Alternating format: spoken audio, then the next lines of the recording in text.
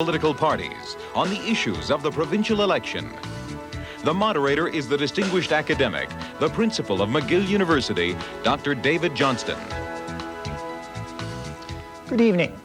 Tonight, the leaders of Ontario's three major political parties will confront one another on the issues. This encounter has been arranged by the parties and the combined efforts of CFTO TV Limited, CBC Toronto 5, and the Global Television Network. The parties and the broadcasting organizations have agreed on the following format. Each leader will make a 2-minute opening statement. The order of speaking has been drawn by lot. The first speaker will be Larry Grossman, leader of the official opposition and the Progressive Conservative Party, followed by Premier David Peterson, leader of the Liberal Party, and ending with Bob Rae, leader of the New Democratic Party. After these opening remarks, there will be a debate period divided into 3 rounds. In the first, Mr. Peterson will face Mr. Grossman. In the second round, it will be Mr. Grossman and Mr. Rae.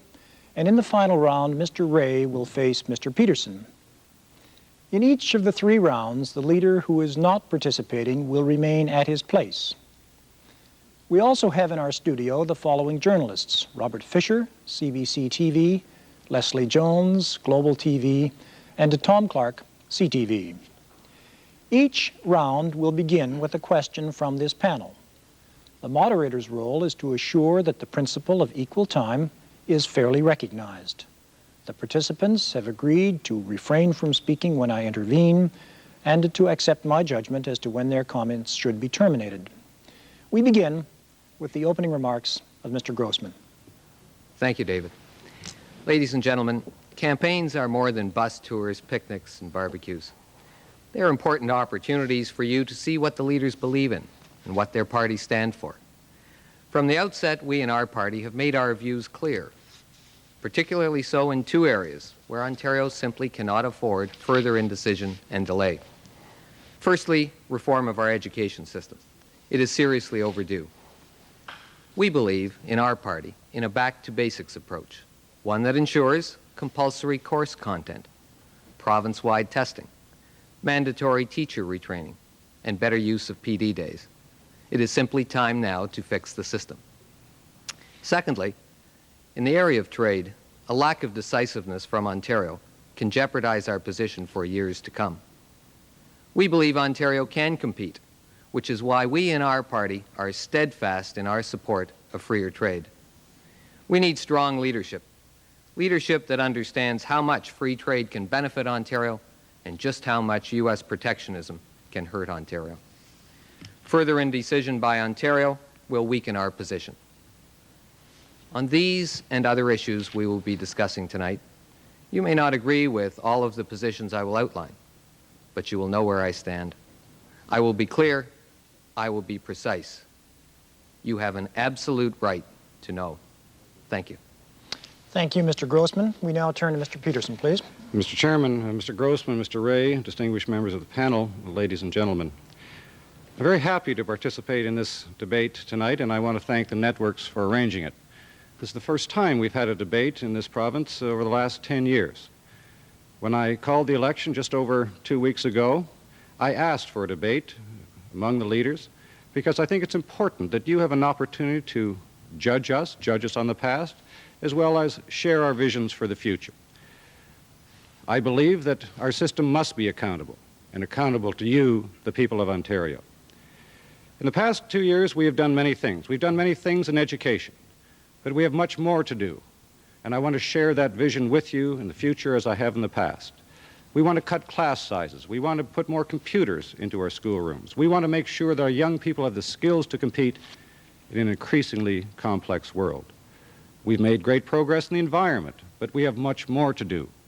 That is part of the Liberal vision. We've made much progress in health care. We've banned extra billing. Now we have to go on and build a system of independent living for our seniors and for our disabled. And yes, Ontario needs a strong voice in the trade discussions. We cannot be in a position that we give the federal government the opportunity to trade away our country. We must put forward our views forcefully and clearly. And so that was what that debate is about tonight. That is why we are here, to be judged, for the past and for the future. And I'm very happy to share our vision with you. Thank you. Thank you, Mr. Peterson. And we now hear from Mr. Ray, please. Last Friday in Timmins, I met with the widows of miners who died of cancer.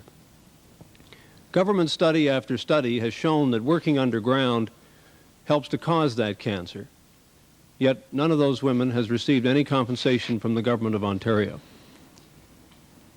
This debate is about them. This debate is about you and your family.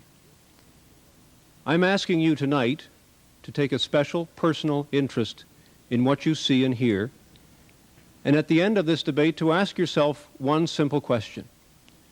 Who do you think is going to fight for you and for your family? We've come through a 2-year accord period, and yes, we have won some battles, and I'm proud of the battles we've won. We fought a long battle on extra billing, and we won it. We fought a long battle to see that no mother or daughter would be paid less than is fair. But I'm here to tell you tonight that we've also lost some battles. Rent control is full of loopholes and still doesn't work as well as it should. Why? Because the government chose to listen to developers and not to tenants. There are still too many workers whose lives are at risk. Why? Because the government has chosen to listen to big companies and not to ordinary working people. And yes, car insurance is an issue.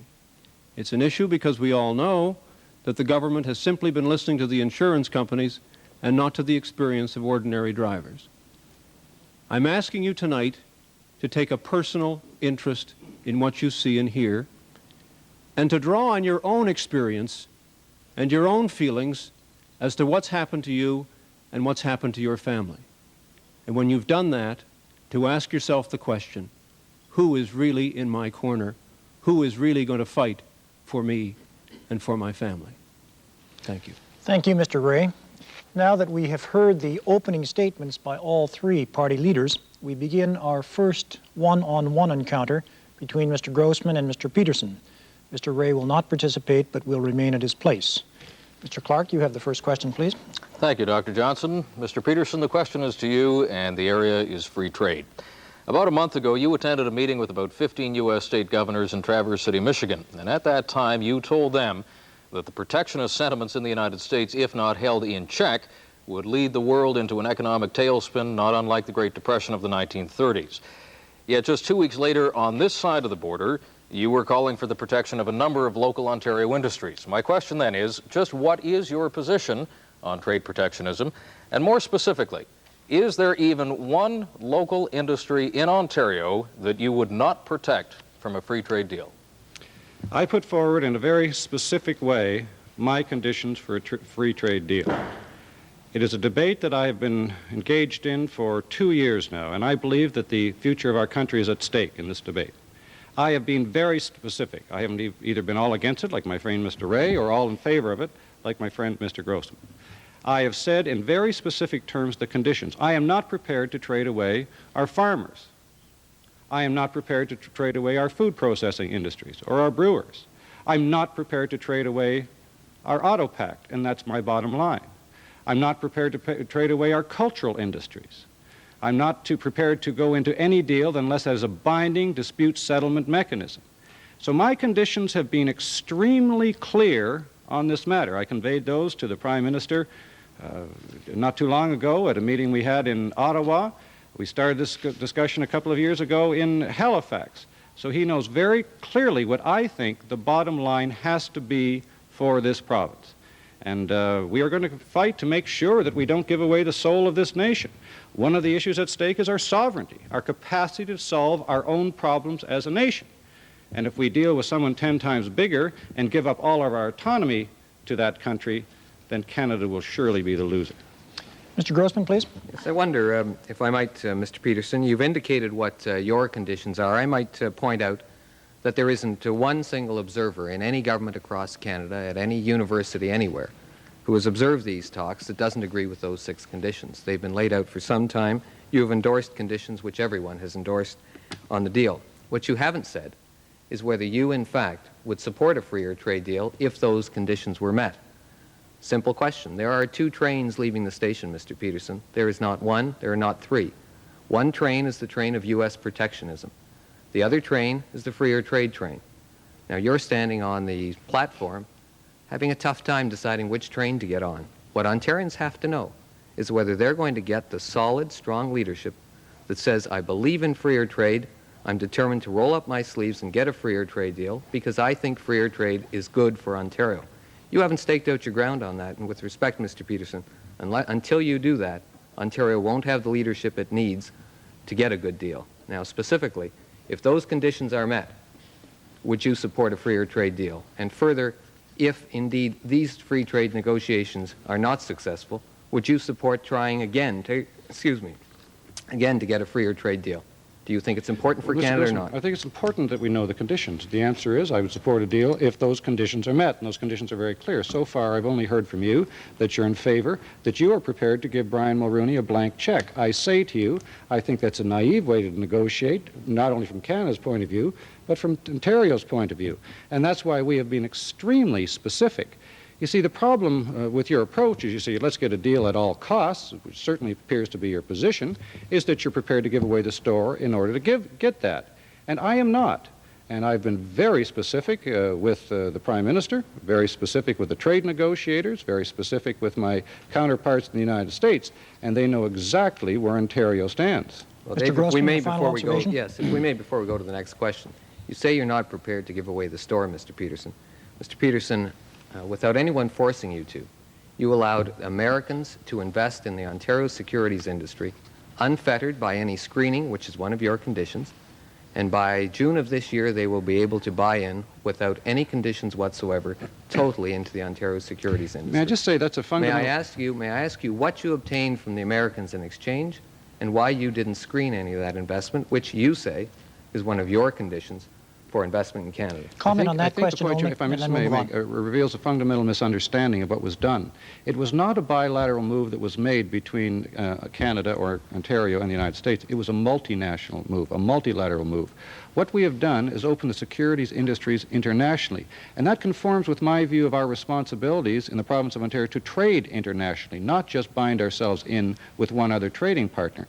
You see, I think Ontario has to see its place in the world, not just vis-a-vis the United States. So we've expanded our securities capacity in England and in France and in Switzerland and in Tokyo, and indeed we've laid down the foundations for Ontario and Toronto to become an international player, not just a continental player. And one of the worries, of course, in just binding ourselves to the United States is we build Fortress North America as opposed to seeing the world as our oyster. Mr. Peterson, you've got to decide whether you're on that protectionist train or not. I think everybody understands my position except you, Mr. Grossman. Well, you let everyone in free of charge. Thank you, gentlemen. into our securities We should industry. move to the next question. Ms. Jones, please. Thank you. Mr. Grossman, there seems to be a subtle but significant change in your party's policy on official bilingualism. During the Davis era, of course, the policy was one of gradual implementation. To quote you, you now say the Conservative Party will not ever bring official bilingualism to Ontario. Why the change in policy? Leslie, with respect, there has been no change. We have been very clear on our policy.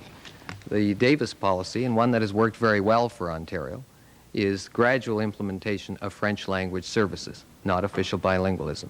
There is quite a difference.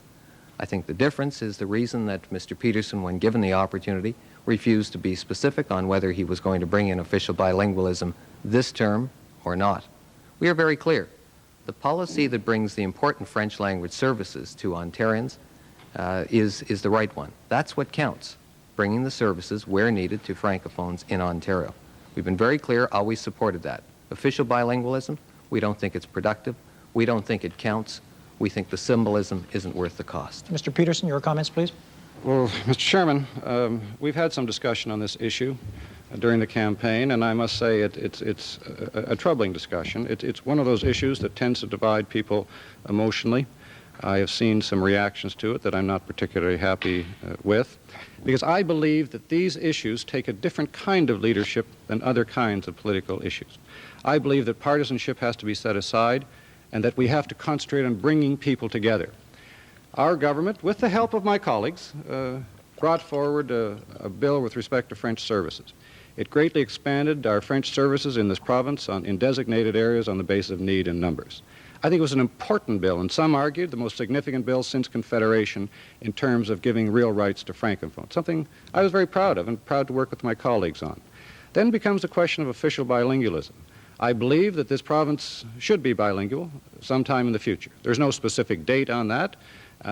It is a matter of sensitive judgment and political leadership from all members of the legislature and should not be a partisan issue. But I want to say this. I believe that political leadership has to use every bit of ability it has to bring people together. We are, after all, a bicultural country. A deal was made 120 years ago between Catholics and Protestants, French and English. We respected each other's rights. We allowed people to keep their own language and culture and religion. And we've been able to build a multicultural community on the basis of that. And I pledge to you that I will use every bit of strength I have to bring this country together and not see it divided up, not see it factionalized, and not see the disputes of the past overwhelm the good things that we have in this country. Further observation, Mr. Grossman? Mr. Peterson, I think the simple question that was asked is whether you would bring in official bilingualism as you promised in the 1985 campaign during the next 4 years if you should form the next government. And I said that I don't have a specific date, and then you responded that there was some sort of a secret agenda. And that's what started this discussion, Mr. Grossman, and I hate to see it deteriorate to that level, but unfortunately it did happen. My position is very clear because I believe in bringing all groups together. Deteriorate to what level, Mr. Peterson? I mean, we didn't raise this issue. It was raised in your press conference. You had an outstanding exactly commitment in 1985 to implement official bilingualism. You were simply asked at your opening press conference whether you were going to stand by that commitment and introduce it in the next 4 years. You then, and tonight again, refused to give a commitment that yes, you would, or no, you wouldn't. With respect, that's how this issue got raised. It was not in our platform, but when asked, we were able to give a clear and direct answer. I think what causes division in Ontario with respect, Mr. Peterson, are those that can't be forthright and clear about their intentions. I think we've been very clear about it. I was asked 2 years ago in the campaign, and I said, yes, I expect to see Ontario bilingual someday, but our job now is to concentrate on the services, and that's exactly what we have done. In the next 4 years or not, Mr. Peterson? I can tell you I have not picked a specific date, and no change can be made to the Constitution until there's wide debate. Nothing will be sprung upon the people of this province. There will be wide discussion and debate, and very sensibly handled. The people just want to know if it's in the next 4 years or not, Mr. Peterson. I tell you, I've been very clear about this, and there will be no springing this on anybody. Everybody have a chance to have their say, including you, on this matter. Does that mean no, not in the next 4 years? Well, I can say to you there's no specific date in mind that I have in mind, and sometime in my lifetime I expect this province will be bilingual. We're moving towards that. We're bringing in services, we're bringing people together, and I think the leadership that's been demonstrated has been very substantial. Thank you, gentlemen. We'll move to the next question. Mr. Fisher, please.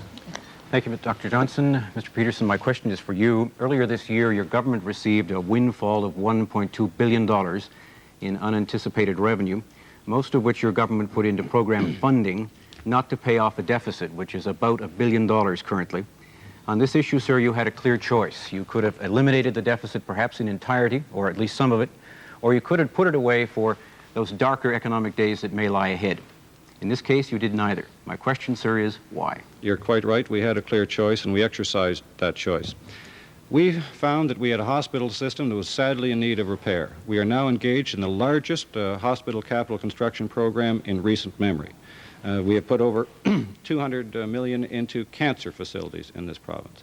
We have started to rebuild our university system that had been funded at below the rate of inflation for almost a decade prior to our coming into office. We started a transportation revitalization program in the north and south, indeed all across this province. We've started to rebuild our environment. We have a program, for example, of $300 million lifeline program to rebuild our sewer and water mains.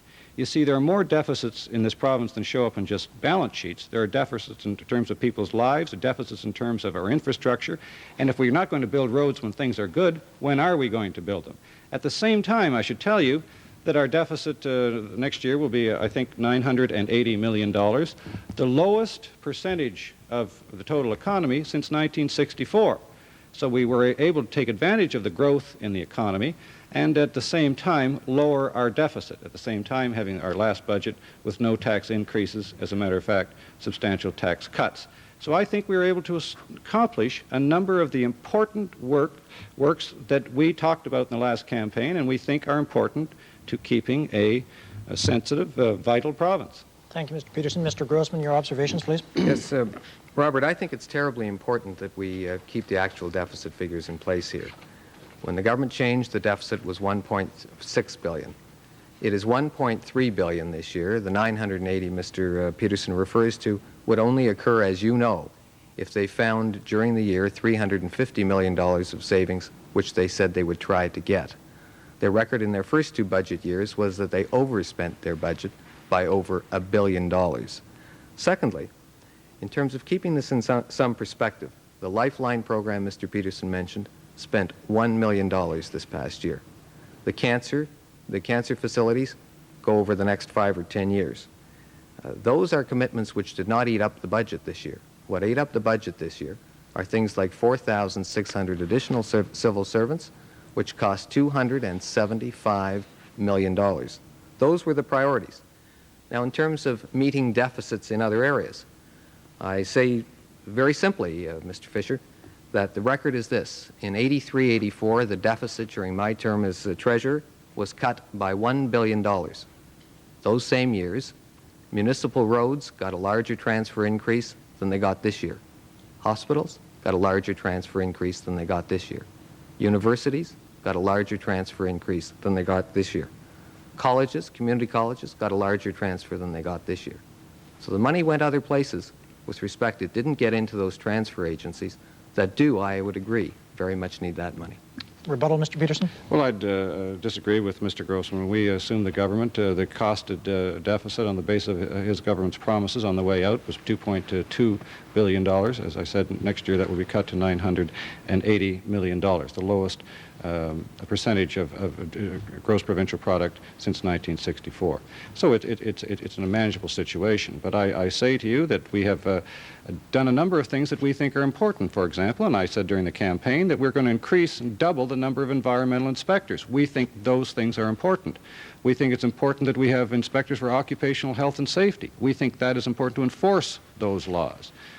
We believe through our transfers to universities that we are rebuilding the quality of education in the post-secondary level, which is very important to our economic vitality in the future.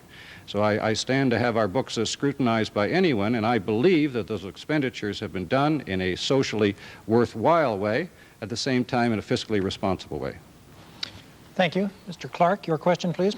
Thank you, Dr. Johnson. Well, if I can borrow an Ottawa Valley expression to start this one off, Mr. Grossman, both you and Mr. Peterson have agreed that the educational system is broken and needs fixing somehow. Now, you're promising to dramatically increase provincial funding for the educational system, coupled with a back-to-basics approach in the classroom and in the school. Now, some educators have called that a giant step backwards into the 19th century. Now, the question is, how could you implement such a hugely expensive program, but more importantly, when the teachers themselves are saying that they are opposed to this back-to-basics concept? Well, Tom, on this issue and others, I would agree that there are groups that have difficulty with our position. As I said at the top this evening, there are groups that won't agree with some things we say. But I think the vast majority of parents agree on a couple of things. Compulsory province-wide testing is very important. We have to understand what's happening in the system, and we have to be able to measure it.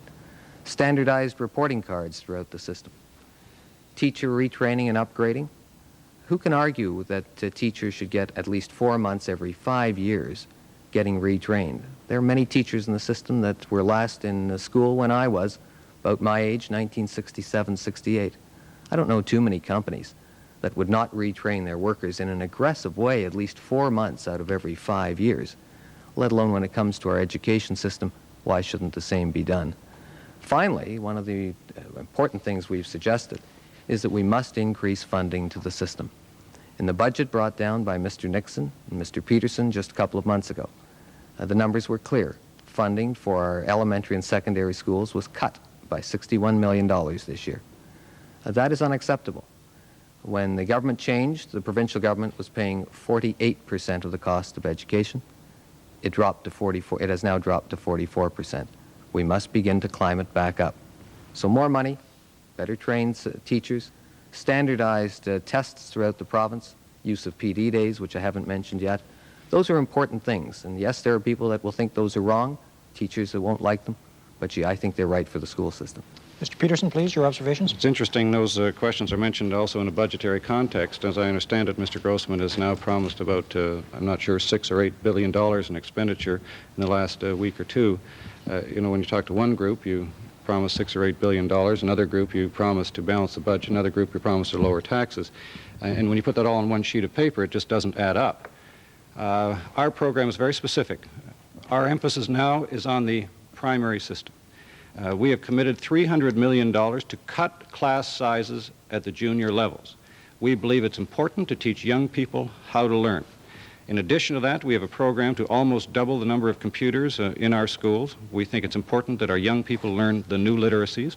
And in addition to that, we want to create province-wide standards, benchmarks against which students can measure their own individual performance. We think those are very constructive and specific suggestions that will bring a better partnership between parents and schools, between our young people and our trustees, and get more people involved in the educating of our young.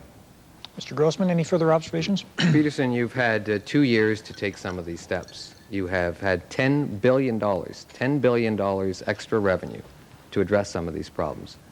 In 1985, you promised to close the gap from 48% up to 60%. Instead, you cut provincial funding for education from 48% to 44%. Why did you do that? I don't think that's quite correct, and I don't think your facts in that respect Well, what are the correct figures then, Mr. Peterson? We're financing 45% of the currently and 55% of the approved costs. At the same time, there are 75 out of 121 school boards that are now financed at more than 60%. It is a goal that we want to reach in partnership with the school boards, as we mentioned before, and are moving in that direction. Yet this last budget was the first time that has been turned around, I think, in many years. Mr. Peterson, the facts are, I'll accept your figure of 45%. It was 48% when the government changed. It is 45% today by your own figure. You had $10 billion to remedy the problem, and your revenues increased by 30%. I think how do you explain cutting your commitment to education from 48% to 45%? I think if you look at that turnaround, we've now started to address that, and it is 55% of the approved costs. We've made a major new commitment, and we think we're in a process of solving those problems. Let's be clear. Has 48% been cut to 45? Yes or no, Mr. Peterson? What we are saying, it's 55% of approved costs. No. The direct question is, to have a fair comparison, was the 48% figure on the same basis cut to 45% by your government over 2 years? The significant figure is the 55% of approved costs. And the significant figure is that 75 out of 121 school boards are being financed at more than 60%. Mr. Peterson, those vague, ambiguous answers duck away from the reality. You've got to be straight with the voters. They're very, very clear. It was either cut 48 to 45 or it was not. Mr. Peterson, you can't be ambivalent. We brought the percentage back up this year, and it's moving back towards a goal to which we aspire. Well, you had 2 years to do it, Mr. Peterson. You let the system down. Well, I can tell you, we've had a lot of failures to make up for in the last little while, and we're trying to rebuild the system now. Mr. Peterson, you had 2 years to make up for what you allege to have been failures. When the government changed hands, it was 48% being paid by the provincial government. Your revenues increased by 30%. You made a conscious decision. You cut it from 48% to 45%. See, what we have done now, if you believe there were failures, and the public commented on that in 1985, why in 2 years did you cut it from 48% to 45%? Why this year did you take your budget and reduce education from 13.2% of the provincial budget to 12.3%? That indicates where your priorities were. Mr. Peterson, with respect, they were for more civil servants. They were not for better classrooms. Let me tell you where they're for capital. When you were the treasurer last, you spent $73 million on school capital. We're spending next year $226 million. We're tripling the amount of capital. And what are you spending this year, Mr. Peterson? Next year's a promise. What are you spending this year? I'm telling you that we are substantially rebuilding the capital base of our system. Don't be vague, Mr. Peterson. What are you spending this year in education? I'm being very specific about the programs that we have laid out. And I think if you examine what we've done, you will see that we are in the process of rebuilding. You are now, I think, 2 years after the fact, admitting that there are problems in the system. You're right. There are problems in the system. We are now having to deal with those kinds of problems, dealing with areas that don't have schools for the kids, dealing with portables. We're building as fast as we think is financially responsible and that we can handle in the situation. Mr. Peterson, what this election is all about is who has the courage and the commitment to resolve those problems. You had 2 years to do it. We should move to the next funding question. in 2 years. This election is about who has the real commitment We're solving your to problems. repair that. That's our problem. We had have 2 less years, than Mr. 2 minutes Peterson. for the final question in this round, and this question goes to Ms. Jones, please. Thank you. Mr. Peterson, one of the most popular promises in the last election was wine and beer in the grocery store. I think in '85 you said people in Ontario were mature enough to handle it. It hasn't happened, and now you say it won't. Why not? Quick answer, Mr. Peterson, and quick We brought a answer, bill Ms. into the Grossman. House, as you will recall, and the combined opposition of my two colleagues here defeated that bill. We thought it was a sensible thing to do. You're quite right. We announced that in the last campaign, and having brought it into the House, had to accept the judgment of the majority. Now, I never thought it was the most important thing that we did, although I admit your point that it did attract a considerable amount of attention. So what we've done is worked in other ways as well. We've worked with the distribution outlets, with the LCBO, with Brewers Retail and others, who have substantially increased their marketing, who have made it address the problem of consumer convenience. And that's really what we were talking about in that particular bill. I think it's something we will monitor, we will look at in the future. I don't have any immediate plans to bring that bill back in because I never thought, I didn't think then, I don't think now, it's the most important thing that we ever talked about. But I think we are addressing that problem of consumer convenience through conventional methods. Mr. Grossman, a brief observation? I suppose Mr. Peterson didn't think it was as important as some other things like the banning of QCs. In any event, it is simple, Leslie. There are lots of more important unkept promises from the 1985 campaign. Mr. Peterson's commitment to reduce OHIP premiums, to eliminate OHIP premiums, his commitment to raise education funding from 48% to 60%. Instead, it was cut to 45%.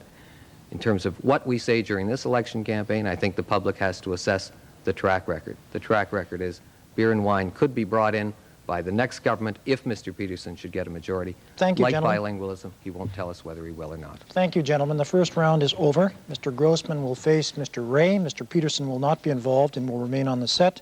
And the first question in this round goes to Mr. Fisher, please. Thank you, Dr. Johnson. My question is for Mr. Ray. Mr. Ray, one of the biggest issues concerning many Ontarians at this present moment is immigration, although it is not specifically a provincial matter yet. Certainly under the spirit of the Meech Lake Accord, the provinces will ultimately have greater influence over immigration. My question to you, sir, is tonight, what is your position on who we should allow in and how? Well, Mr. Fisher, I think the policy on immigration is a federal policy. Let's be clear about that.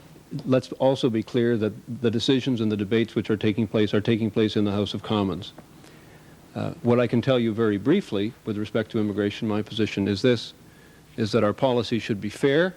We are a nation of immigrants. We are, all of us here in this studio, and all of us in the province from somewhere at some time or another, are native people.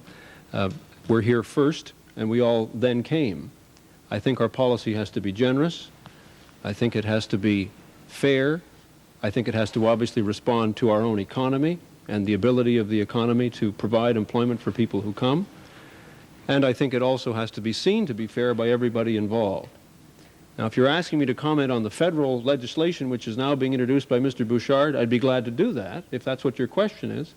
My view is that it's too harsh.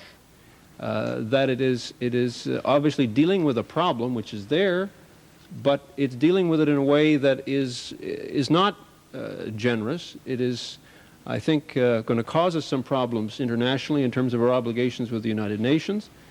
And I hope very much that the House of Commons, in a spirit of goodwill, though it's difficult when you have as lopsided a majority as there is now in Ottawa, can work out a compromise that deals with abuses where there are abuses, that can deal with people who are making money out of smuggling people into the country, if that's what is taking place, but that still recognizes that we have obligations toward refugees internationally under the United Nations Covenant of Human Rights, and that we have an obligation, as I say, to recognize what is our common inheritance as Canadians. Our common inheritance as Canadians is that we are all of us at one time or another came on some boat or plane, but that we're all in the same boat now. Thank you, Mr. Ray. Mr. Grossman, your observations, please.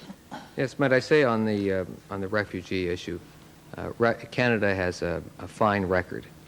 The basis behind that is always that those who are entitled to come under our point system get in. There should be no line jumping ahead of that except for legitimate reason. One of the concerns I have had recently, as you know, is the deal that Mr. Peterson signed on behalf of Ontario, whereby Quebec would be given 25% of all immigration first, a quota, 25% going to Quebec.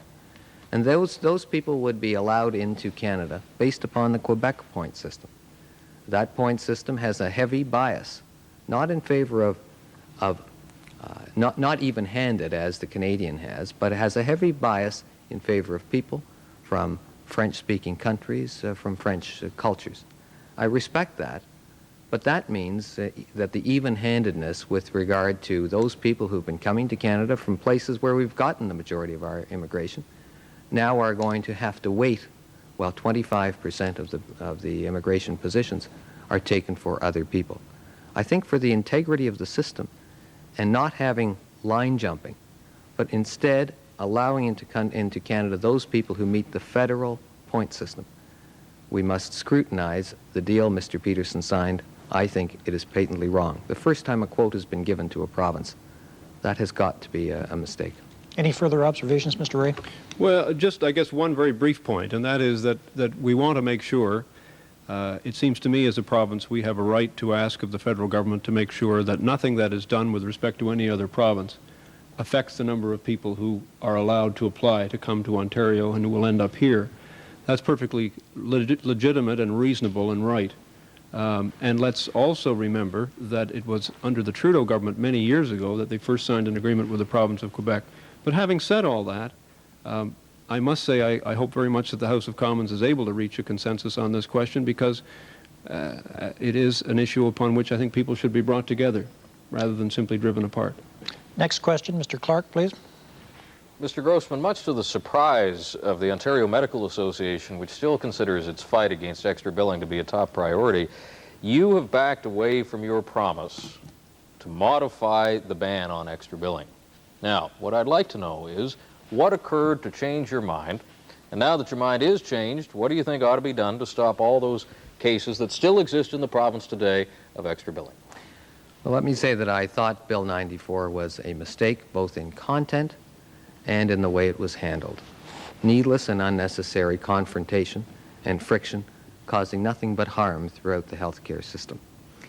Nonetheless, I look back now and see that the reopening of that fight would invariably again freeze the system for another 6, 8, 10 months while we fought the old battle again. The system now, in my view, will have to move to the next issues on the table. And with respect, even the OMA has acknowledged that it is no longer a high priority, but whether it is or is not for the OMA, the issue is what's needed for the healthcare system. The healthcare system needs to get on with the reforms which, with respect, have been put on the back shelf in favor of the fight over extra billing. Adequate care for our elderly, bringing home care services to people in their homes, all the concerns of the disabled, northern health concerns. There are a number of concerns which rank much higher above reopening that battle again. I'm a practical politician. I do what's right in terms of the healthcare system. The ex-psychiatric patients looking for housing, the whole mental health area, which has been sadly neglected in the last 2 years, home care programs and the like. Those are the real priorities. I want to get on with them. Mr. Ray, your observations, please. Well, just that it's encouraging that what was so difficult and unpopular a position of ours 5 or 7 years ago has now become the conventional wisdom. I think it's a sign of what you can win when you fight for something that you believe in. And the basic your position was unpopular. You should have tried ours. The basic principle, I think it's important for people to remember that the basic principle that our party fought for initially in Saskatchewan and then across the country, and won successfully, and finally won with the battle on extra billing, was a very simple one, and that is that ordinary working people should not have to pay for medical care, should not have to pay to go to the doctor, that health care is not a commodity like others. It was an important battle. I'm glad, frankly, we won it on behalf of the people of this province, and I'm very proud of the fact that having negotiated in the accord, having successfully convinced the government over a period of time that it needed to be done, having pushed what was, I can tell you, for many months a reluctant government to move, having gotten them to move and gotten them to do it, obviously it's something I'm very proud of. Next question. Ms. Jones, please. Mr. Ray, your party, as policy, is calling for an increase in the minimum wage to $6.75 an hour. The small business community is very upset by that. They argue that it is only going to mean a loss of jobs, and in the worst case scenario, certainly some companies may be forced into bankruptcy. If you form the government, will you raise the minimum wage to $6.75 an hour? Well, let's deal with that very directly, Leslie, because I think it's important to ask ourselves as individuals whether we could live on $8,000 or $9,000 a year. I couldn't. I don't think you could either, and I don't suspect that either one of us does. Let's be honest and open about what we are talking about when we're dealing with increasing the minimum wage. We're talking about providing protection for working people who right now are living below the poverty line. Now, if your question is it something you're going to do overnight? The answer to that is no. But it's a target for justice. The policy of our party is that the minimum wage in the province should be 60% of the average industrial wage. It's fallen behind over the last period of time, and a great many people who work 40 hours a week or 42 hours a week or 45 hours a week make $8,000, $9,000 or $10,000 a year, and I don't think that's enough.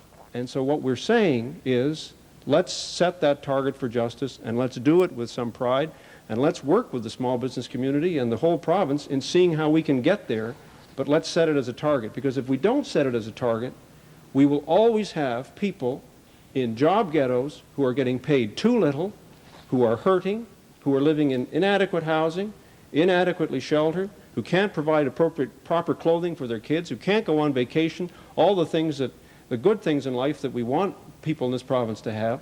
And to me, that's what dealing with the problem of the minimum wage is all about. Mr. Grossman, your observations, please.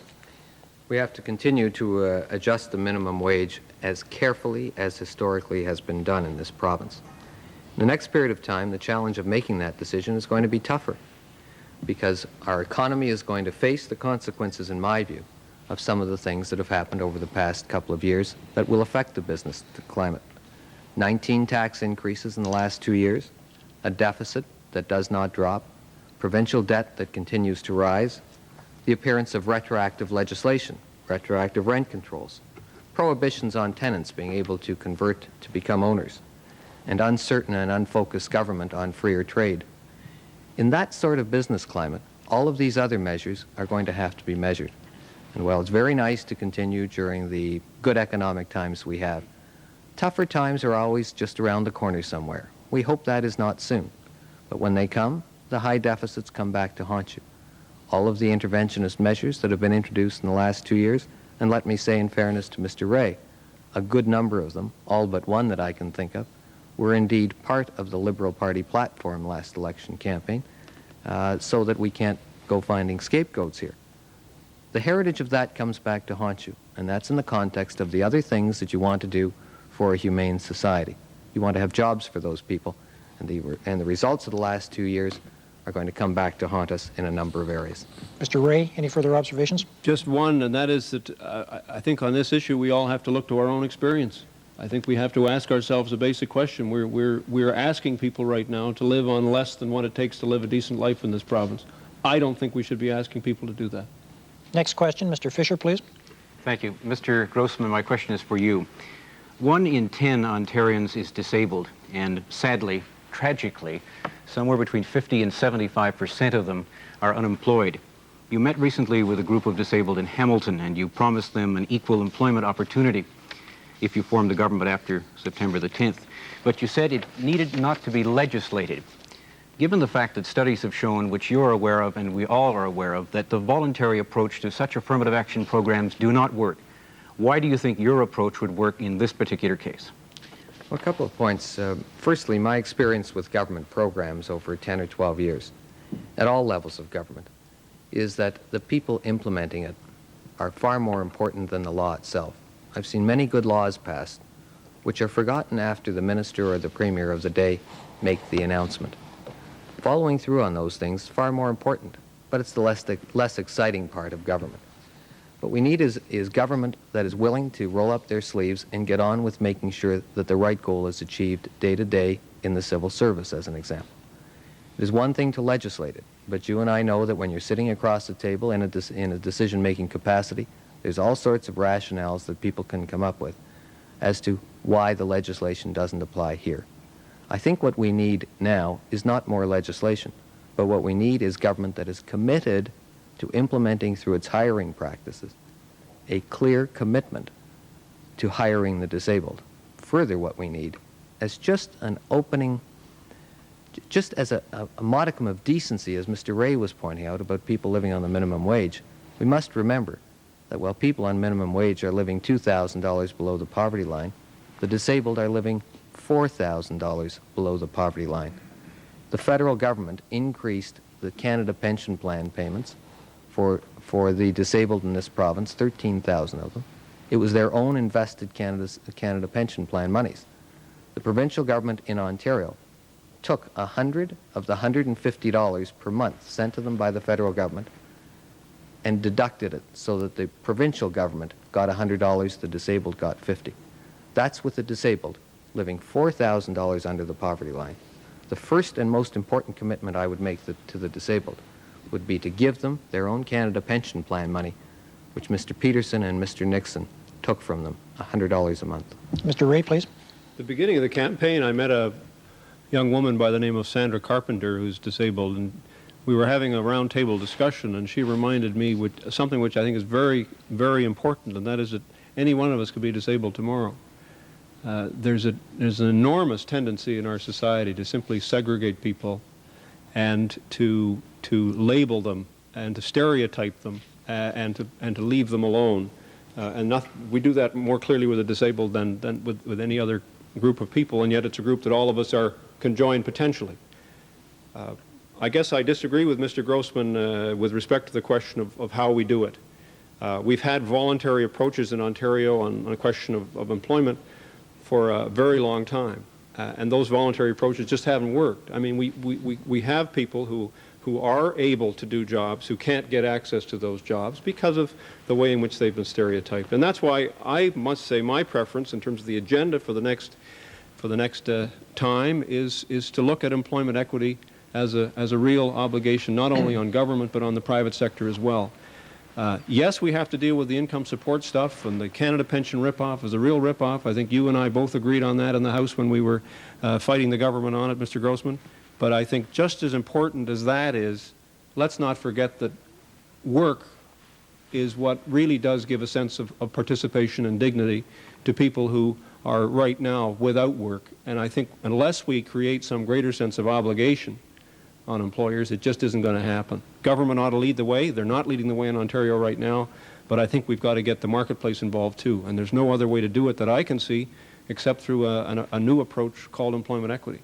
Mr. Grossman, any further observations on that question? Just briefly, when I had that very moving meeting with the disabled group in Hamilton last Sunday, one of the points that they were making to me was that there were a couple of them who had an opportunity to go to community college or university, but were unable to for lack of attendant care. Yep. And because some of the people running the programs, Bob, some of the people running the programs had indeed deemed them not to qualify when everyone else said they were qualified. All they wanted was a chance given to them by the very people that were put in place to help them. I think those are not far more important priorities, but very important priorities. Thank you, gentlemen. Next question, Mr. Clark, please. Thank you, Mr. Chairman. Mr. Ray, a number of your campaign promises thus far have come without a price tag. And in at least one case, the cleanup of the Toronto beaches, I believe I quote you correctly when you say, doesn't matter what the cost is, we just got to get the job done. Now, perhaps you've had a chance now to further study your campaign promises. Can you tell us now, tonight, just how much they will cost, precisely, and where you plan to get the money? Well, first of all, what I said with respect to the beaches, just so we are clear on that, is that we are going to have to pay whatever it costs. Because what are beaches? Beaches are the recreation of working people who don't have a cottage. They're the common resource of our people. And right now, tonight, people can't use them. Right across the province of Ontario, people don't have access to what should be a common good in this province and that isn't. And I think people are prepared to see over a period of time a substantial increase in the way in which we deal with our environmental budget, for example. My campaign has been one which I'm very proud of. We've let working people tell their story, and we've encouraged them to set the agenda for the people of this province. And I've made one announcement with respect to a Northern Heritage Fund, which was a very specific announcement, which was costed. It's encouraging for me to be in a campaign at this stage where both the Conservatives and Liberals are substantially more of a promise-a-day kind of campaign than ours. That's c'est la vie. But what we're talking about here throughout the whole campaign is an approach that, of course, when we announce a particular policy dealing with pensions or dealing with childcare, whatever it may be, of course those particular announcements will be costed. And where will the money come from? Well, Mr. Clark, you know as well as I do that there's only two places that government gets its money from. It gets it from taxation, and it gets it from borrowing. That's where Mr. Grossman got his money from when he was the treasurer. That's where Mr. Peterson gets his money from, and that's where any New Democratic Party would.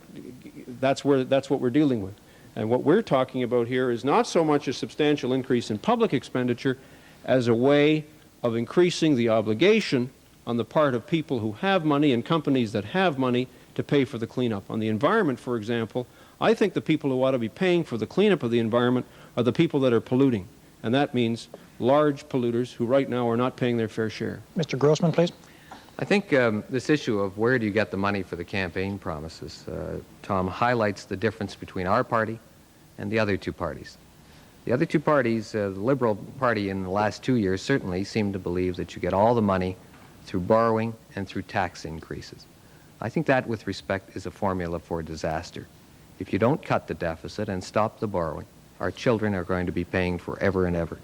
Secondly, if you believe that higher taxes are the way to go, then you have to realize that 50% of all the income earned in Ontario goes to taxes these days at one level or another. We would take a quite different approach from the other two parties. One, cut taxes. It's the method I used in 1984. And with respect, I did borrow money, but we also limited the borrowing because we were able to generate far more economic growth than anyone anticipated. In fact, at the time, Mr. Peterson said I was engaged in voodoo economics if I thought we would get the growth that I anticipated. And in fact, we got 2% more growth than I anticipated. That's what happens when you have a tax cut. That's why that's a fundamental part of our platform. Secondly, freer trade. We have to come back to it. The study done for the Select Committee of the Legislature, chaired, I might add, by a Liberal member, indicated that freer trade would bring more jobs, more wealth, and higher wages to Ontario. If we have the courage to get on with freer trade now, not find reasons to duck out of it and excuses not to sign, but if we find reasons to do it, we will increase our wealth and be able to fund some of these programs. Otherwise, that train of American protectionism will take our jobs, we'll lose our wealth, and end up doing nothing but borrowing and cutting programs. That's the wrong way to go. Gentlemen, we have just 3 minutes in this segment for last question. The question is yours, Ms. Jones. Mr. Grossman, I'll direct the same kind of question to you. You've promised throughout the campaign to cut the deficit, to balance the budget, to lower personal taxes, to lower the sales tax, and your campaign promises have totaled something in the neighborhood of $6 to $8 billion. How do you reconcile both positions? How can you do both? Very easily. Specifically, our campaign promises to date would impact next year's budget in terms of spending by $904 million. The tax changes we would make would be offset in part by the economic growth we would get. Now, that's specifically what we would do. The total of that is about $2 billion. Mr. Peterson, in 2 years, has had $10 billion. That means he spent $5 billion more each year. $2 billion worth of election promises, commitments for our education system and for our farmers in particular, can easily be funded by appropriate tax policy. And when government is increasing its spending $5 billion, we think you don't have to increase it $5 billion, and that you can take on board $2 billion investing in our young people and our farmers. Secondly, in 1984, when I brought in the one budget I had an opportunity to bring in, I did the following. We cut personal income tax in Ontario, raised no other taxes. We cut the deficit by $1 billion, and we raised our transfer payments to colleges, universities, and hospitals and municipalities for roads at a greater rate than the Liberal government is doing it this year. So you can do all three with proper economic policy. We've shown it can be done. It requires, I must tell you, some commitment. Mr. Ray, your final comment, please. Well, I guess, Leslie, I'd have to say that, again, go back to your own personal experience or anybody else's. There's no magic to how government raises and deals with budgets. You can't, as an individual, you can't cut back on the money that you've got coming in, increase dramatically the amount that you're spending, and at the same time reduce your debt. Or if you can, you'd make a whole lot of money explaining to people and selling it as a package, because everybody would want to know how to do it. You just can't do it. And I think people expect a little different from their political leadership in terms of the way in which we present issues. If you're going to talk about reducing the amount of debt or deficit or whatever you want to call it, then you've got to talk very directly about how you're going to do that in terms of spending and in terms of what you get coming in on the revenue side. Thank you, gentlemen. The second round is over. Mr. Ray will now engage Mr. Peterson. Mr. Grossman will not participate, but will remain on the set. And the first question goes to Mr. Fisher, please. Mr. Peterson, early on in the campaign, you boasted and interestingly used the phrase only once, to my knowledge, that you headed the best government in the Western world. If that were true, why did you bring it to an end? Why did you call this election? Was the best just not good enough for you? I think what we said is we're the leading jurisdiction in North America in a number of areas. Acid rain controls, for example. We're seen as the leader today, not the follower. Pay equity legislation. We are seen as the most proactive in North America today. And I really believe there's no reason that Ontario can't be a leader. Let's be a leader. Let's not be a follower. And we have been pioneering in a number of these programs. Now, to specifically the question you asked, we'd arranged, Mr. Ray and I and others 2 years ago, for a period of stability. I think that period worked very well. We found the things that we had in common, that he had campaigned on and that I had campaigned on. There were other things that both he and I had campaigned on, but what we did, because this was the third minority we'd had in the last 4 elections, found those things that we could work with together, committed those to a piece of paper, committed to a period of stability, and we went about working on that. And I say to you, it's been a very productive period of the legislature in the last couple of years, the most productive certainly that I remember. All members of the legislature working in that regard. Now, that period of stability had come to an end. I think that the people of this province have a right to pass judgment on what we have done, and indeed what my colleagues have done, what their ideas are, as well as share our vision for the future. I think that we have to have a strong voice on the matters of trade as we face one of the most important discussions and decisions this country has made in a long time. I want to share my view of the future with respect to home ownership and how we can have plans to get more young people, first-time home buyers, owning their own homes, how we can continue in the environment, how we can continue to build an educational system second to none. So I think that people have a right to judge not only the past, but the future as well. And that's what this campaign is all about. Mr. Ray, please. Well, you know, let's talk Turkey here. We had a 2-year period where we had a good understanding in terms of issues that needed to be raised. You did some of them. Some of them were passed after a long struggle. Others you didn't do. But to suggest that it was simply a period of stability, I think is a little unfair. And also to suggest that one party alone should be trying to take all the credit for what, after all, was an accord which you and I both signed, I think is unfair. But more important than that, I think it's also important for us to remember that it was a period of reform as well as a period of stability.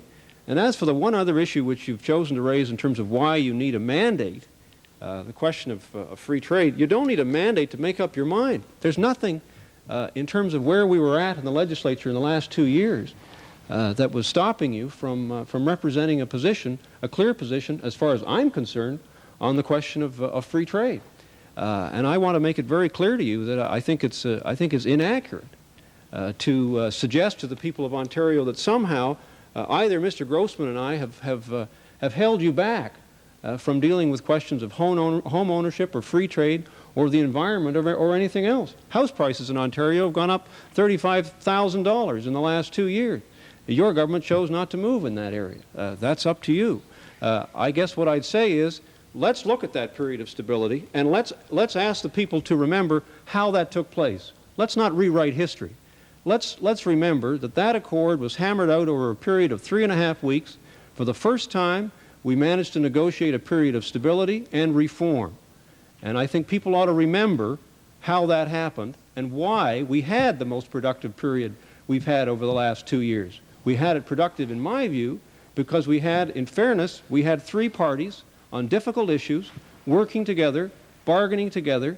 And if you want to make a comparison, compare the productivity of that period of time in our recent history with the kind of productivity we've seen with a lopsided majority in Ottawa with 211 members of the same party. I think people ought to reflect on that experience, too, when they look at how to make up their minds on September the 10th. Mr. Peterson? Mr. Ray, I don't disagree that I share the credit with all members of the legislature. We were involved in some tough issues together, Bill 8, Bill 7, and a lot of others that taxed a lot of our leadership capacity.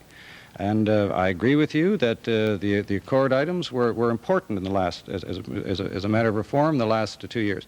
But I'm sure you'll be the first to admit that that wasn't the entire agenda in the last 2 years. There's many other things being done. Now, I'm not here to take credit for that. You've already taken credit for it.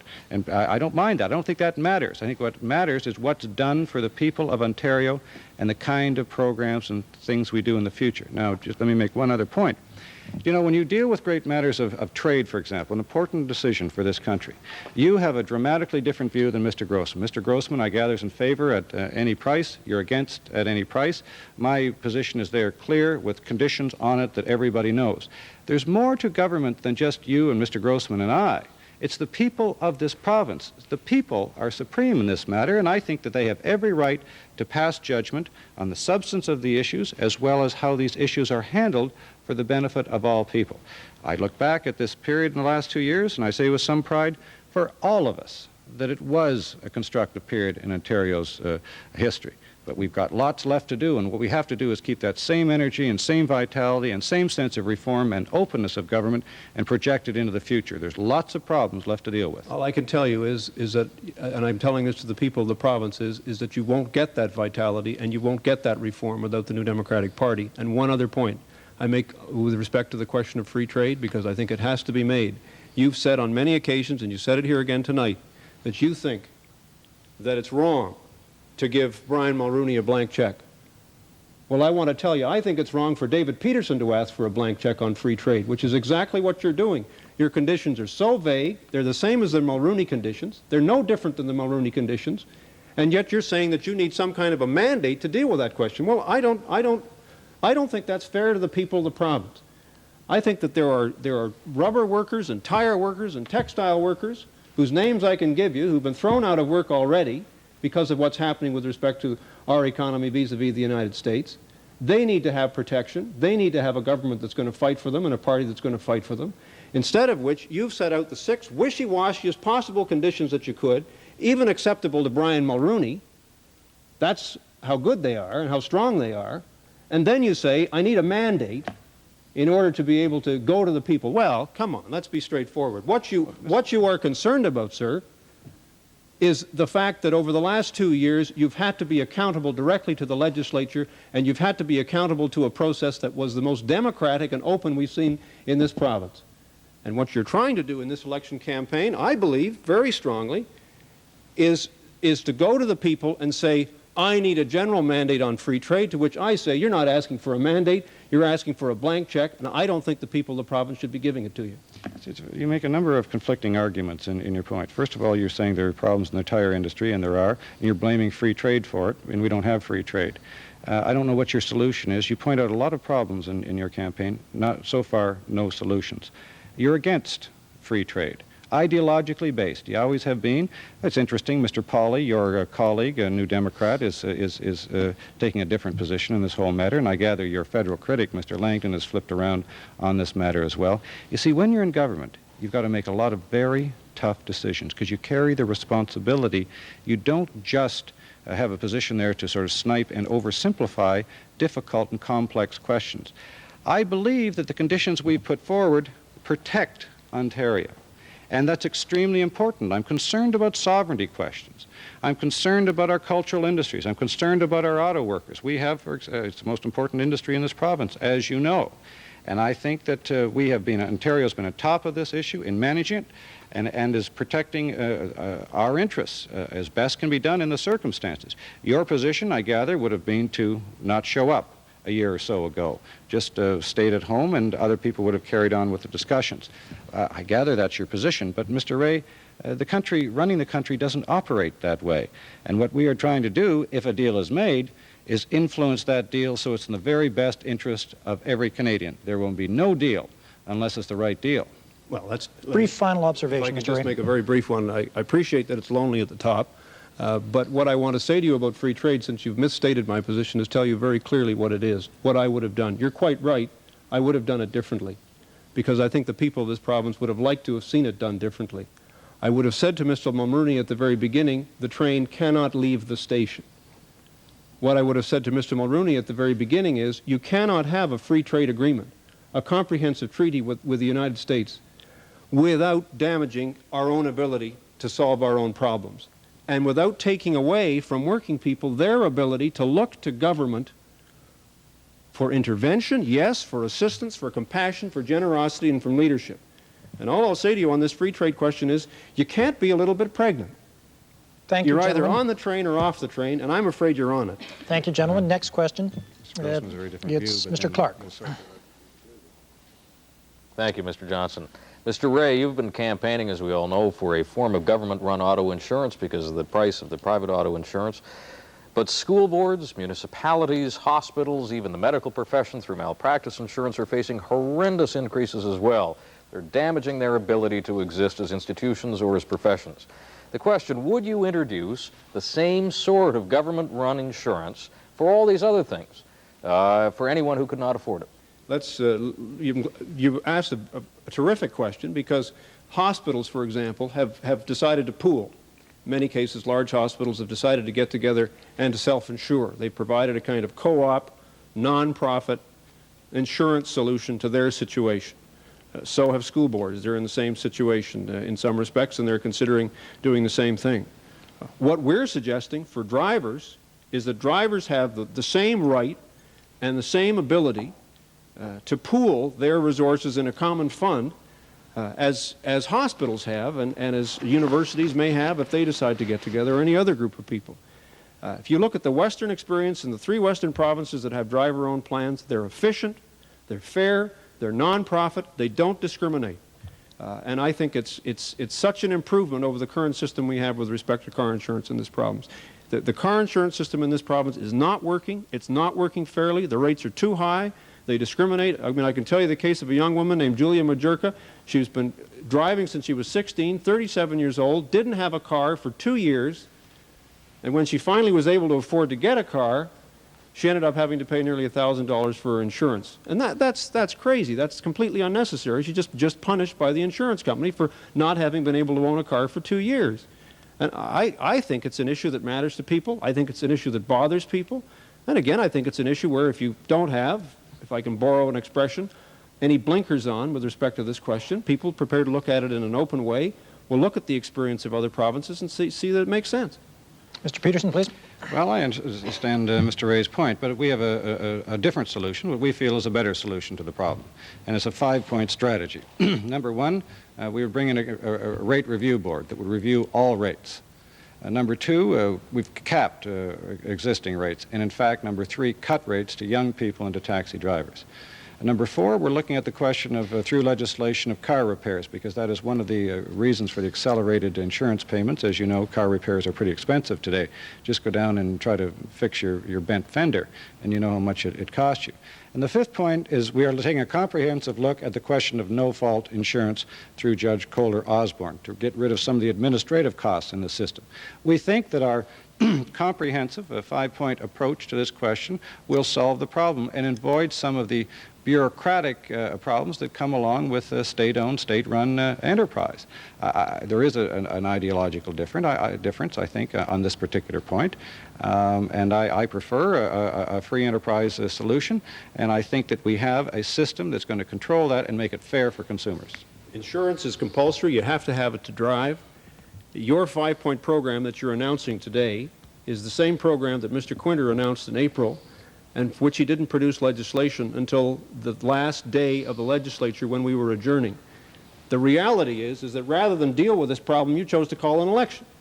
Rather than bring in the legislation that would have capped rates, rather than pass the legislation that would have capped rates or cut rates for people, rather than deal with that question, you chose to call an election.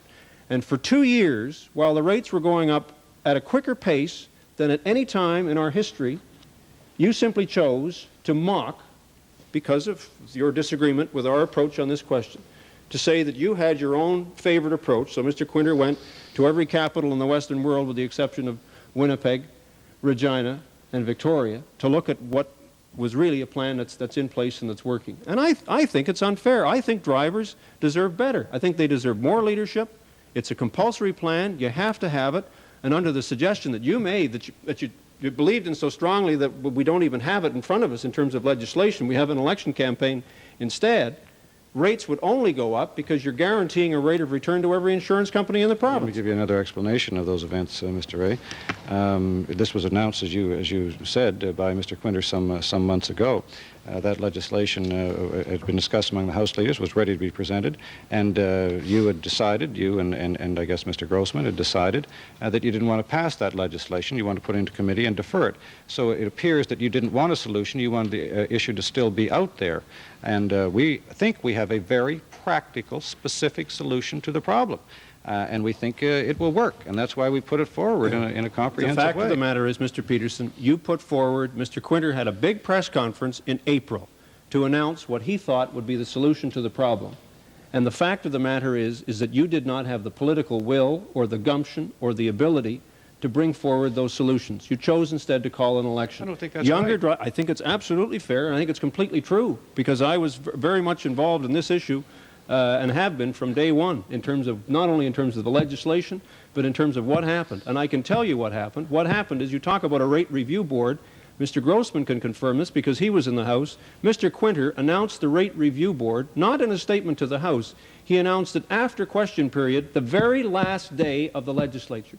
And let me tell you something. If somebody was serious about getting legislation through the House and wanted to get it through, I think he could have done it. And if you were interested in dealing with this problem rather than having an election, if you were really interested in helping the drivers of this province when they needed help, I think you could have done it. You chose not to do it. You chose to have an election campaign. My final observation, Mr. Peterson, is not that, Mr. Ray, that was discussed with the House leaders. We wanted to get that legislation through. Legislation can only go through with the agreement of all three parties, and your parties did not want to discuss that. You didn't want to sit in the summer to deal with that legislation. You wanted to go home, and therefore the issue was not dealt with. You wanted the situation hanging out there rather than finding a solution. We have the solution altogether in legislative form, and we'll introduce it immediately if we're in a position to do so. Gentlemen, to the next question. Ms. Jones, please.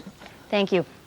Mr. Peterson, environmentalists estimate that half of the toxic water pollution getting into Ontario's lakes and rivers comes from industry through the sewers. Now, the province, as I understand it, has left to municipal jurisdiction 12,000 companies which pollute through the sewers into the lakes indirectly. Do you plan to set pollution control standards for those 12,000 companies, and do you plan also to give municipalities enough money to carry out the reforms? The answer to your question is yes. The estimate you make is an educated estimate. No one knows for sure that question, but 50% sounds reasonable, and those toxics are getting into the system through the sewer system. We have advanced a program we call MISA, the Municipal Industrial Strategy for Abatement, that we think is going to make a major difference for clean water over a long period of time.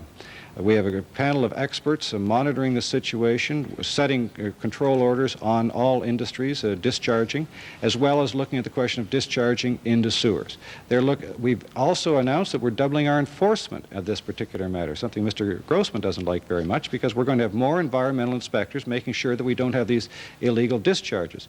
In addition, we have a program called Lifelines that is going to rebuild our water main system, which we think make some difference in that regard, as well as our sewage system, because we're seeing this crumbling infrastructure underneath our cities. It's not very glamorous to clean this up, but it's fundamentally important. We think, Ms. Jones, that our comprehensive strategy will make a real difference, and we're dealing with it in a substantive way. I wish I could wave a magic wand and do it all tomorrow. we can't. But we think our program is well thought out. There's a very significant allocation of monies made to it. As you know, I announced last week another $75 million for beach cleanup, and this bears directly on the question of beach cleanup as well as others, that we think it will make a difference. Mr. Ray, please. $75 million over 5 years. Over 5 years? So that's $15 million a year.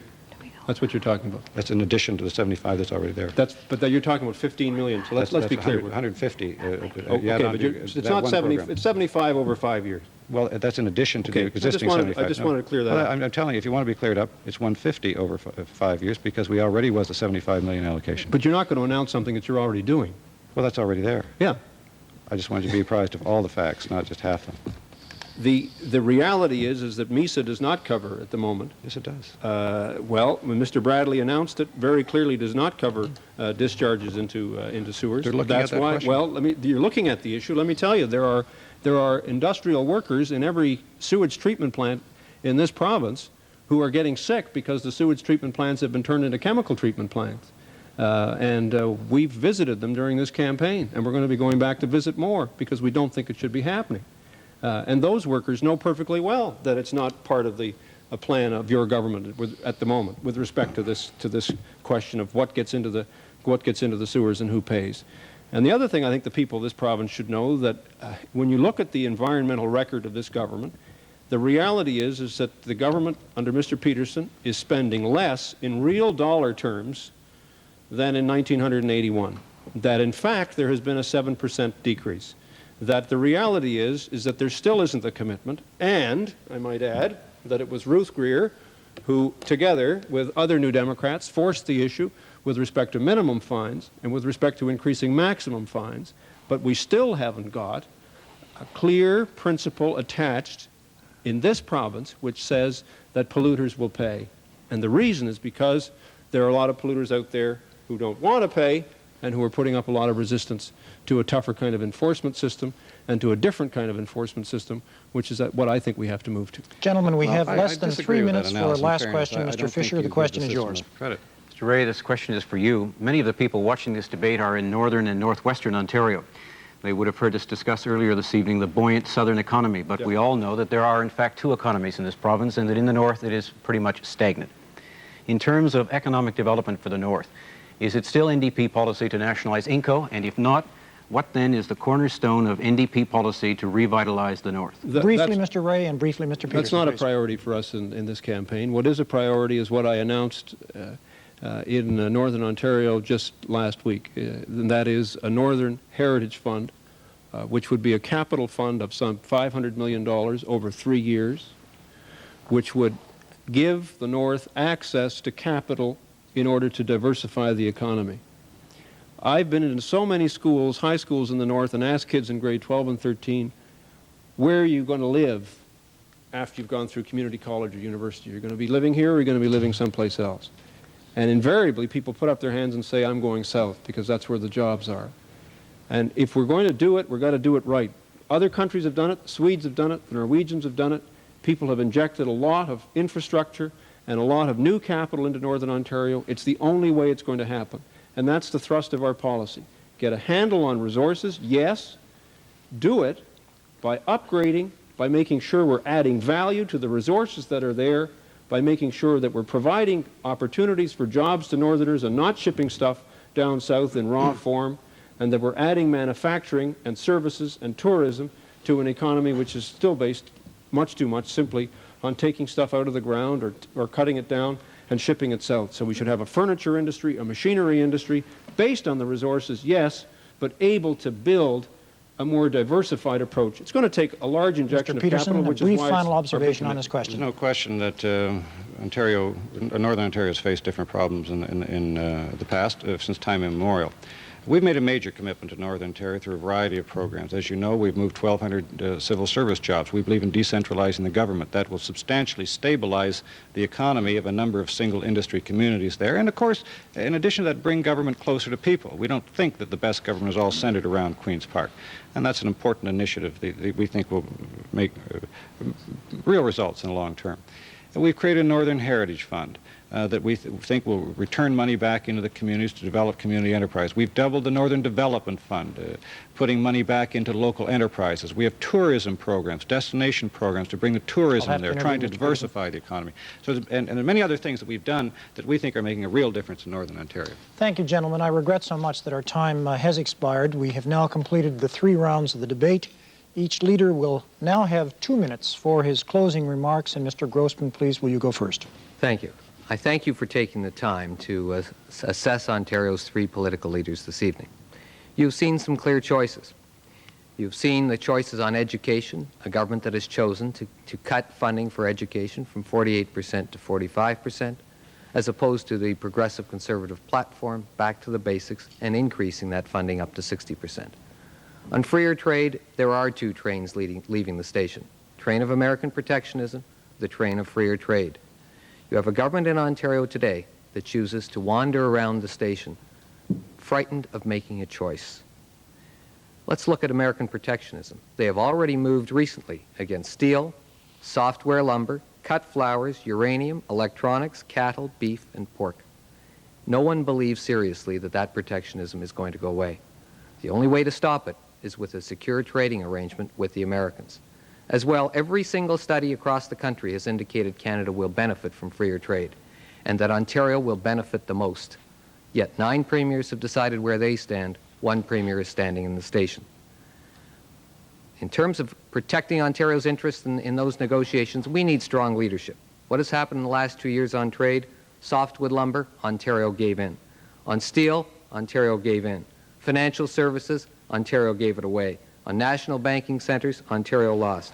Tax on Ontario gold coins gave in to South Africa, of all people.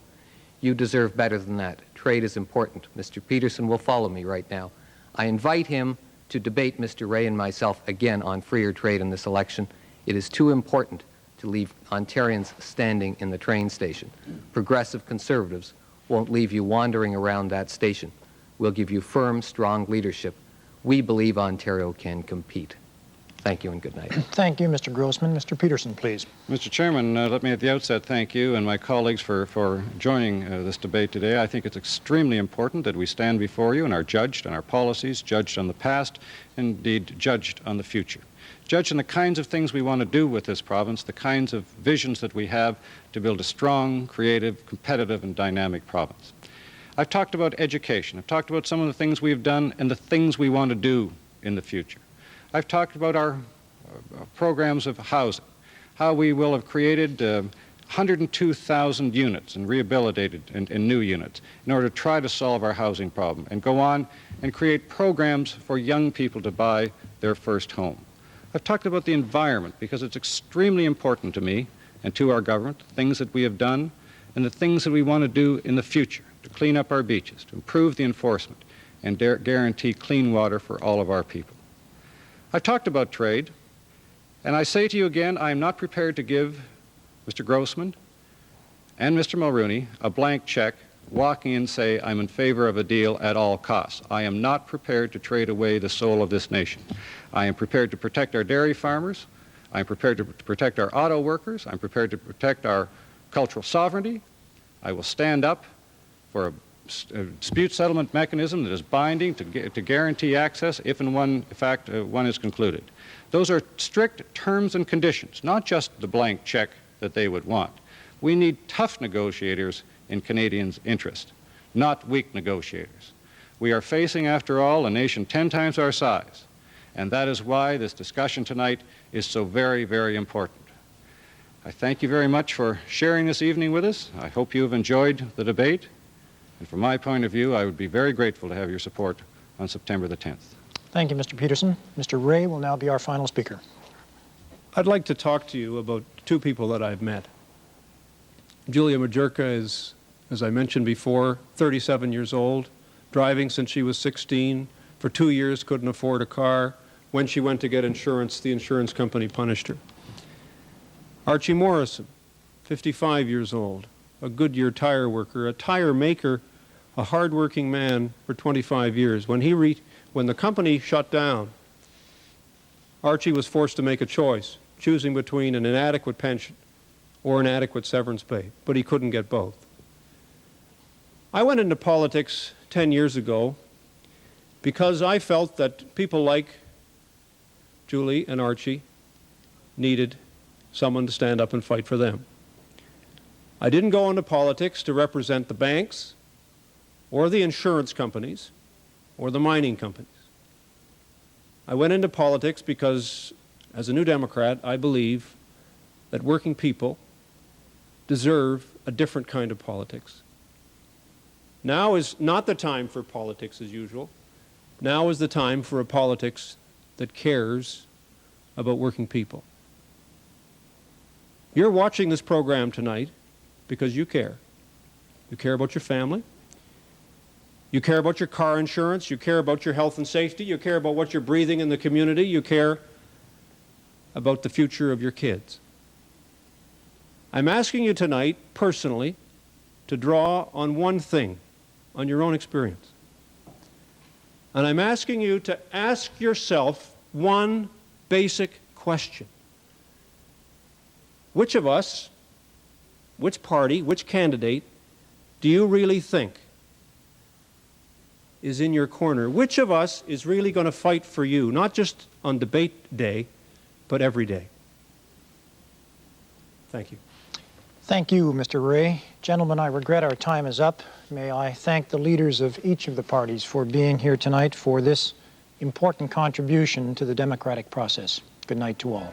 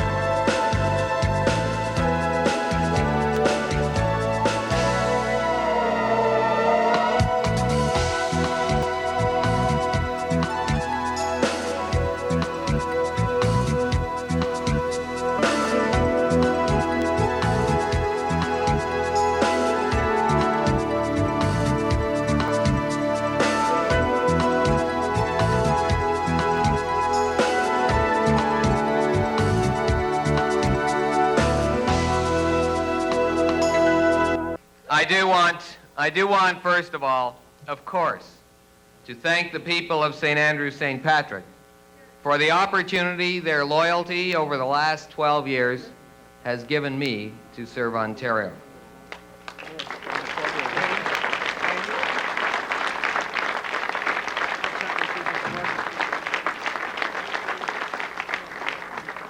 I accept their decision tonight with nothing but gratitude for the election victories they did give me and the 5 victories they gave my father before me.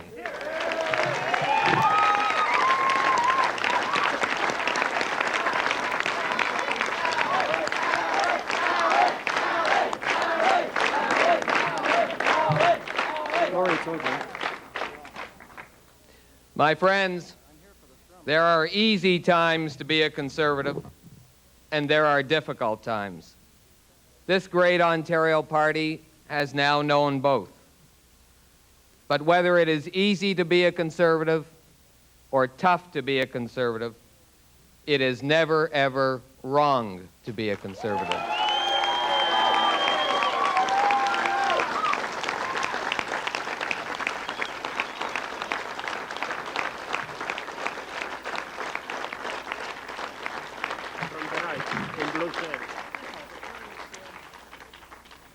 And tonight, we accept, with grace and with respect, the decision of the people.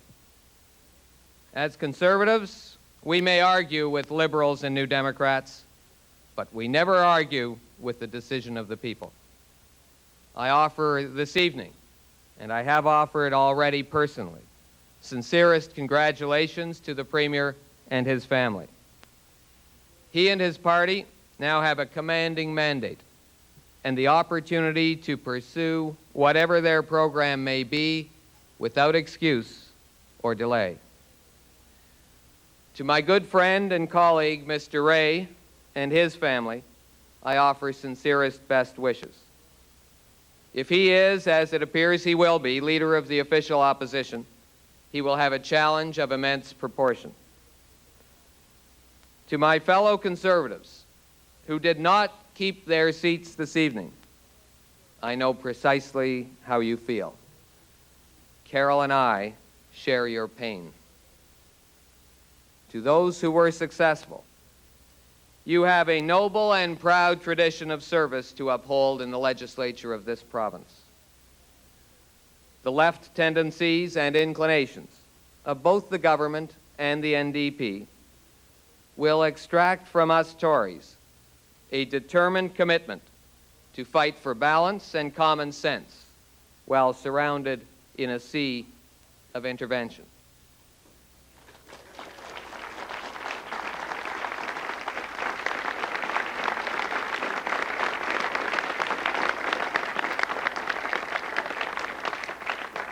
Now, my friends, having lost fair and square, we must now turn to the task of rebuilding our great party without discouragement or delay.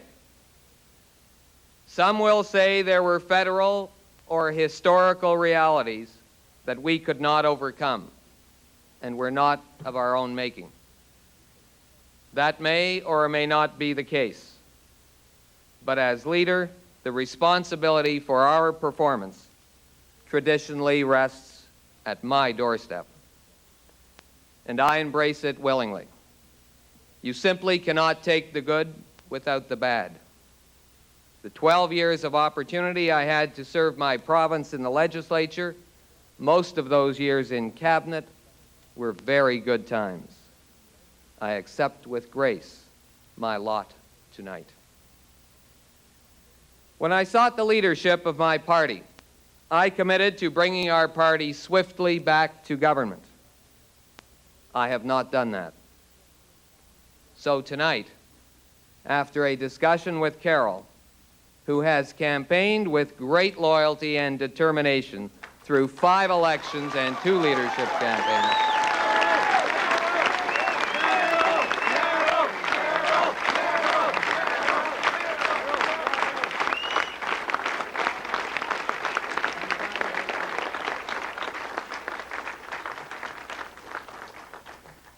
So tonight, after a discussion with Carol, I have decided to indicate to my caucus and party executive that it is my intention to relinquish the leadership of my party as soon as I have seen the party through a reasonable transition period.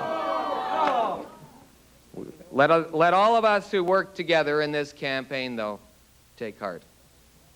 The Conservative flag still flies in Ontario, and we can all be proud for the principle it represents.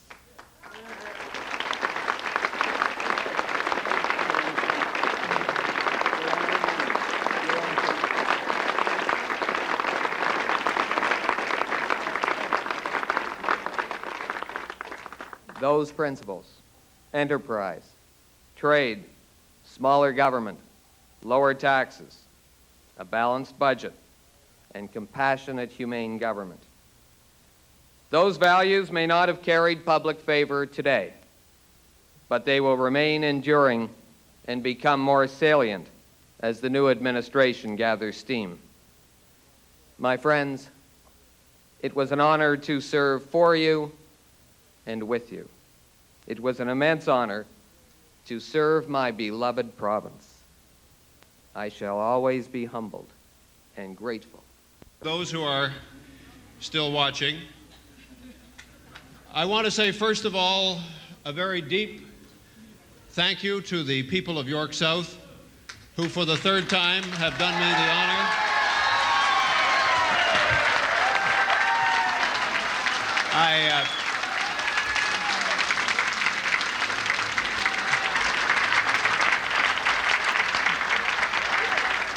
I want to say as well to all of you that it is for me, and I think for all of us here tonight, a night of of great pride and also, I think it's fair to say, a night of some sadness.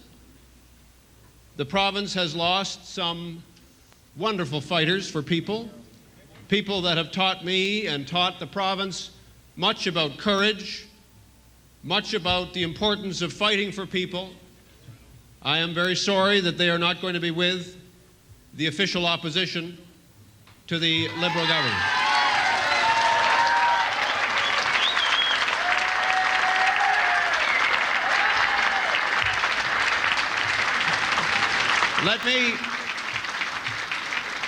Let me also say that I have not had an opportunity to do this personally, but I would like to do it by the means of the media as well as to be able to do it personally later on. I'd like to extend my personal sympathy to Larry Grossman, to my sense as a fellow politician that this must be a night for him of great difficulty. Having watched him on television, he carried it off with courage and with dignity.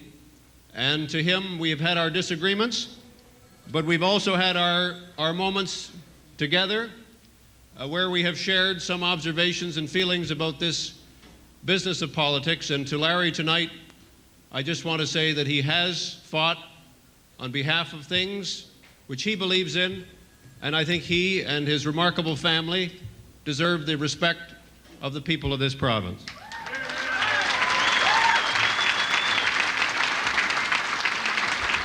Let me also say that I have extended my congratulations to Mr. Peterson on the victory of his party tonight. The Liberals will be forming the government, and we will be looking forward to working with other parties in the legislature in the days ahead. Let me turn now to the business at hand, if I can. I said it was a night of mixed emotions. Let's not forget that we have, in fact, as a party, won a rather remarkable victory in the face of an extraordinary political time.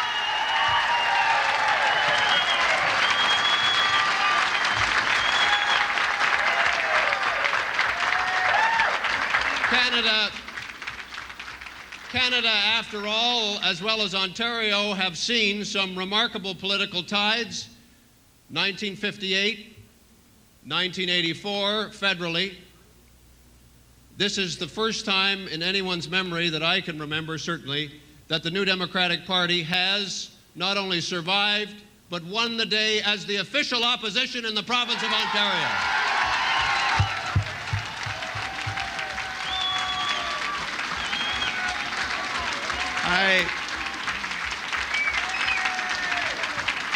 I want to tell you what kind of an opposition we're going to be.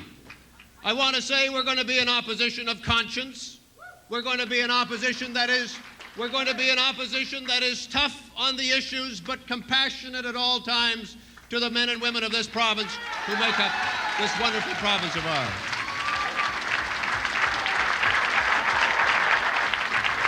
Laissez-moi dire que c'est un moment pour moi ce soir des émotions bien mixtes. Parce que d'abord, nous avons perdu, et je dois le dire, nous avons perdu des gens de grande conscience, des hommes et des femmes qui m'ont appris beaucoup de choses de la grandeur de la politique.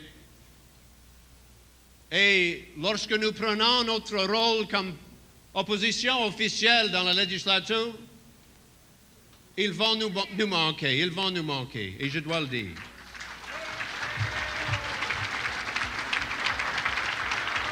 Voglio dire, cari amici, voglio dire una o due parole in italiano per esprimere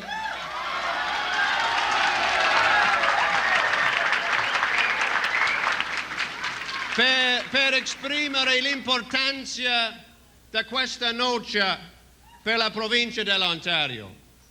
Noi siamo l'opposizione ufficiale nella provincia dell'Ontario.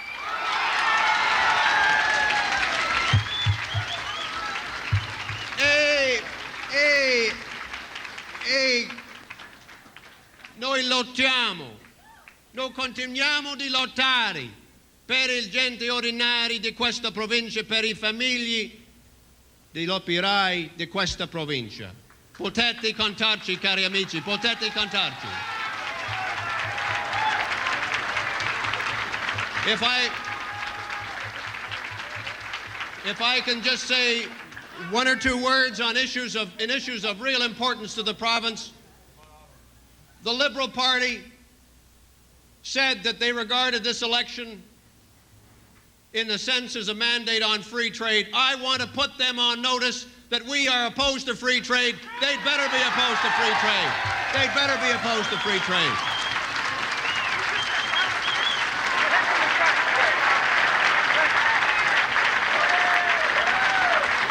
And I want to put them on notice that on the issue that we attach such importance to in this campaign, a sense of justice for people who drive cars and people who have to pay exorbitant insurance rates in this province, that is a fight which we have just begun on behalf of the people of the province.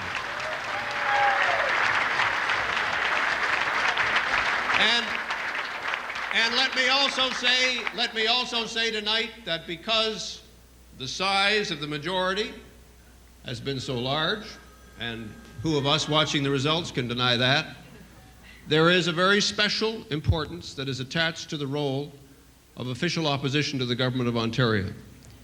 I can tell you, as long as I have a breath to breathe, there will be no abuses of power permitted in this province with respect to a majority of that kind.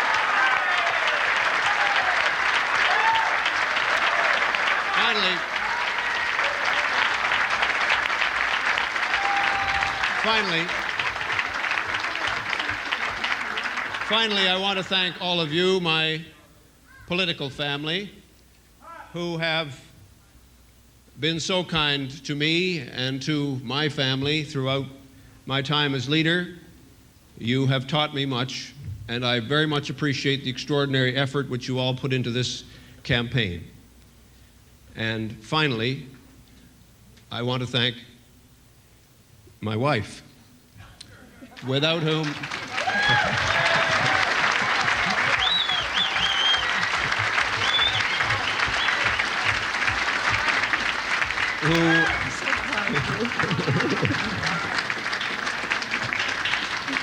who has taught me much about courage and taught me much about life, and to whom I am forever grateful for all that she has done. Okay, let us raise a glass or two, or perhaps even three, to those who are not going to be with us in this voyage that we are on these next few years in the province. And let us also celebrate what is, as I say, what has to be seen in the face of this most enormous tidal wave, a remarkable achievement for our party, a remarkable achievement for our party in corners of this province, all over the province. We are not simply going to be in opposition. My friends, we are building a party and a movement that will one day be the government of the province of Ontario. Thank you. Thank you. Thank you. Thank you.